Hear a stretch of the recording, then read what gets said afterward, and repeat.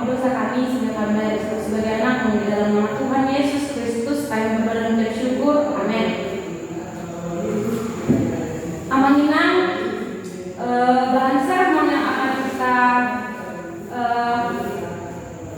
kita khotbahkan pada hari Minggu tertulis di dalam kitab 2 Samuel 11 ayat yang pertama sampai dengan yang ke-11, yang ke-15. 2 Samuel pasal 11 ayat 1 sampai dengan 15. Kita membacanya secara responsoria yang dimulai dari saya. 2 Samuel 11 ayat 1 sampai dengan 15. Daud dan Batsheba. Pada pergantian tahun, pada waktu raja-raja biasanya maju berperang, maka Daud menyuruh Yoab maju beserta orang-orangnya dan seluruh orang Israel. Mereka memusnahkan Bani Ammon dan mengepung kota Raba, serta Daud sendiri tinggal di Yerusalem. Setelah peristiwa pada waktu perang, ketika Daud bangun dari tempat kembaliannya, lalu berjalan-jalan di atas suatu istana, tampak kepadanya di atas sesuatu itu seorang perempuan sedang mandi. Perempuan itu sangat elok rupanya. Lalu Daud menyuruh orang bertanya tentang perempuan itu, dan orang berkata, itu adalah Batsheba binti Eliam, istri Uria orang Het itu. Sesudah itu Daud menyuruh orang mengambil dia. Perempuan itu datang kepadanya, lalu Daud tidur dengan dia. Perempuan itu baru selesai membersihkan diri dari kenajisannya. Kemudian membawa perempuan itu ke rumahnya. Lalu mengandunglah perempuan itu dan disuruhnya orang memberitahukan kepada Daud demikian, aku mengandung.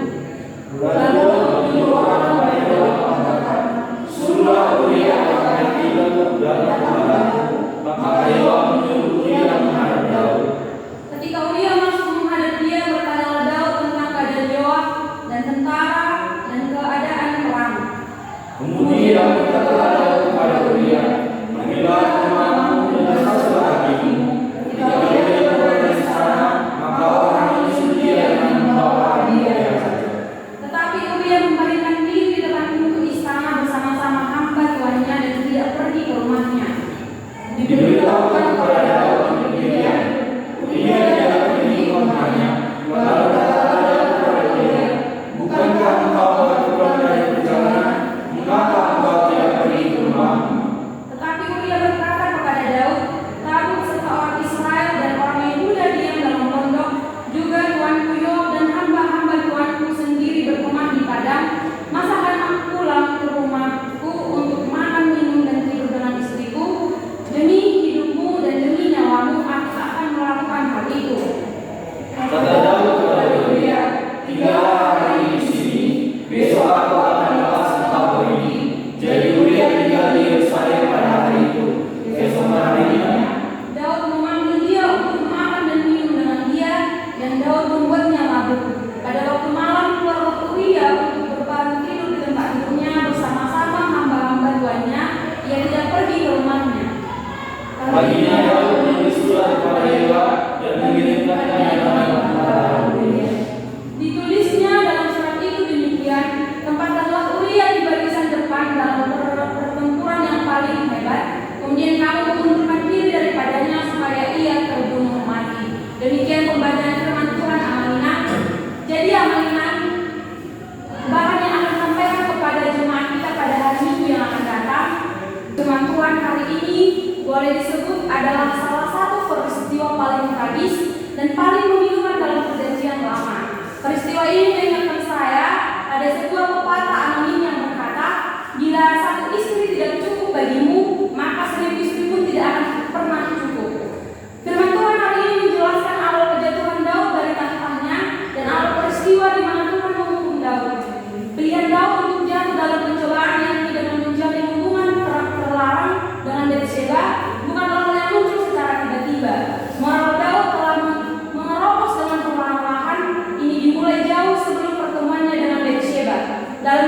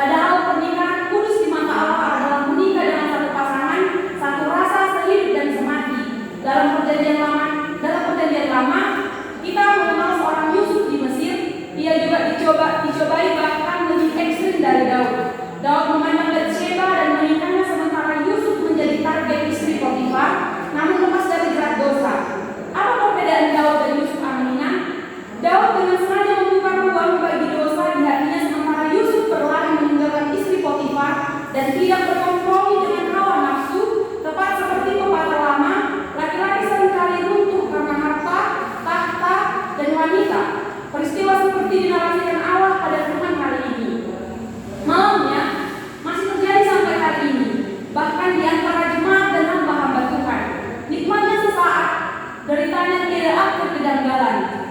Memang peperangan sering terjadwal atau terjadi di pergantian tahun. Pergantian tahun antara musim semi atau spring. Pada musim dingin umumnya bangsa-bangsa Timur Tengah tidak berperang karena suhu sangat ekstrim. Mobilitas logistik dan pasukan sulit serta faktor kebugaran tentara juga tidak maksimal menjadi terlepas. Batsheba mengetahui rencana ini atau tidak, namun menurut hukum Yahudi, bila seseorang didapati berzina maka keduanya harus dirajam sampai mati. Jalan terbaik untuk dari hukuman dosa adalah mengakui dan menyesalinya dengan tulus di hadapan Tuhan. Tapi Daud bukannya bertobat, ia malah berupaya menyembunyikan dosanya. Pertama, dia menyuruh Batsheba pulang setelah menidurinya. Mungkin Daud berpikir Batsheba tidak akan mengandung.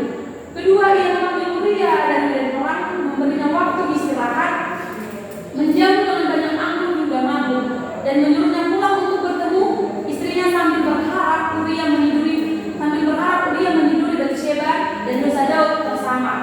Ketiga, karena Uria tidak kembali ke rumahnya, Daud menyuruh Uria kembali ke peperangan sambil membawa urat yang isinya adalah jalan kematian bagi Uria sendiri. Ini sulit dibayangkan.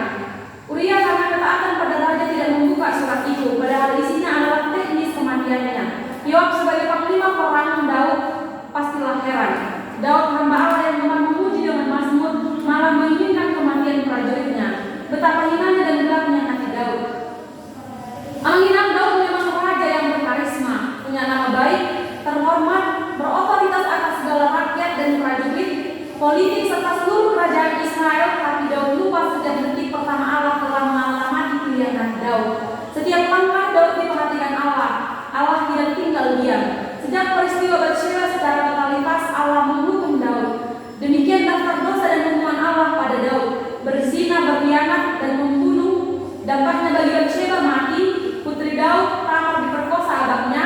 Amnon, Absalom, abang Tamar membunuh Amnon. Perang persaudaraan dipimpin Absalom. Absalom anak Daud bersetubuh dengan gundik-gundik Daud di hadapan orang Israel.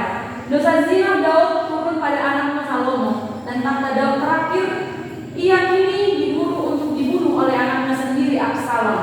Tepat pada firman Tuhan, jangan sesat. Allah tidak membiarkan dirinya dipermainkan, karena apa yang ditabur orang itu juga yang akan dituainya.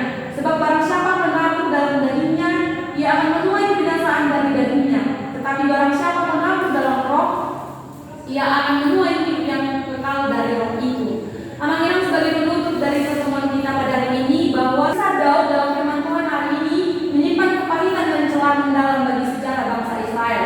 Walau demikian, Roh Kudus melalui para penulis Alkitab tetap ingin menceritakannya kepada bangsa Israel hingga pada hari di mana kita pada akhirnya. Apakah artinya ini bagi kita?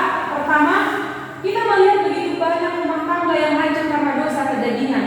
Anak-anak mungil dan polos yang butuh kasih sayang terlantar. Tangisan bahkan pembunuhan terjadi karena isu pelakor atau sejenisnya. Dewasa ini perselingkuhan terjadi secara terang-terangan. Beberapa tempat di mana saya singgah melayani tanpa malu menjalani hubungan terlarang dengan istri atau suami orang lain. Bukan hanya jemaat, bahkan pelayan Tuhan, orang-orang terhormat seperti Daud pun turut melakukan perbuatan keji dan jahat itu.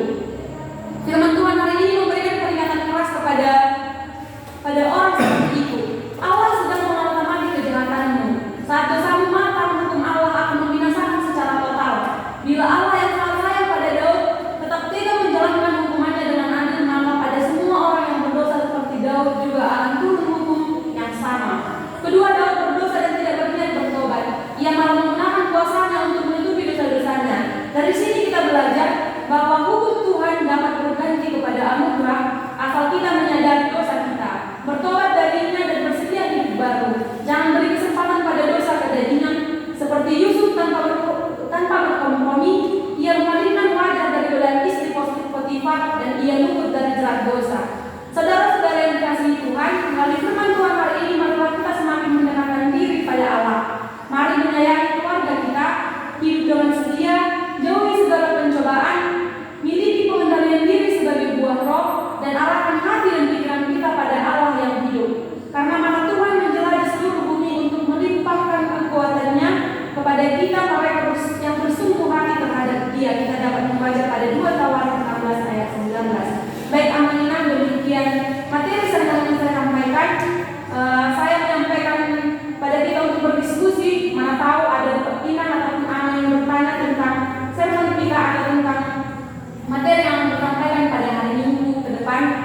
terbuka untuk kita semua pada saat ini.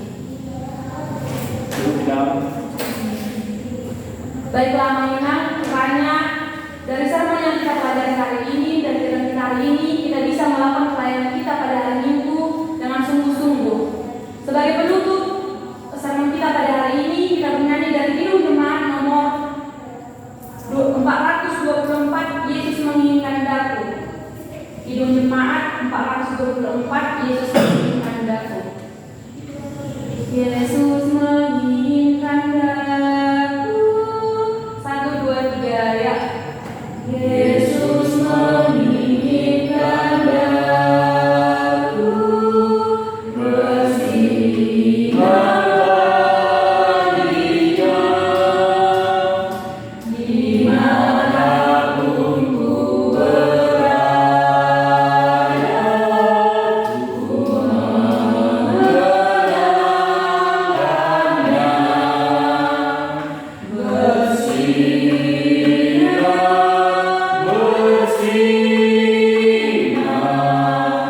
itulah kehendak Yesus. Bersinar, bersinar, aku bersinar terus. Satu nanti kita mari kita berdoa. Allah Bapa kami yang telah tertinggal dari surga, terima kasih Tuhan untuk berkat-Mu kami dapat lepas sermon kami pada hari ini. Biarlah kiranya Tuhan yang memberkati setiap hamba Tuhan yang ikut mengambil pelayanan pada hari Minggu. Biarlah kiranya hikmat kebijaksanaan daripada-Mu dipakai hamba-Mu untuk melayani pada hari Minggu, sehingga melalui pelayanan mereka ada banyak orang yang memberkati Bapa. Bapa, juga saatnya kami akan mengakhiri pertemuan kami ini. Biarlah kiranya Kau memberkati kami, bahkan jika kami pulang ke tempat kami, Tuhan yang memberkati kami di perjalanan. Ampuni kami setiap kesalahan dan dosa kami, agar kami layak disebut sebagai anak-anak Allah. Terpuji nama-Mu dalam Kristus Yesus, kami berucap syukur. Amin. Amin. Shalom.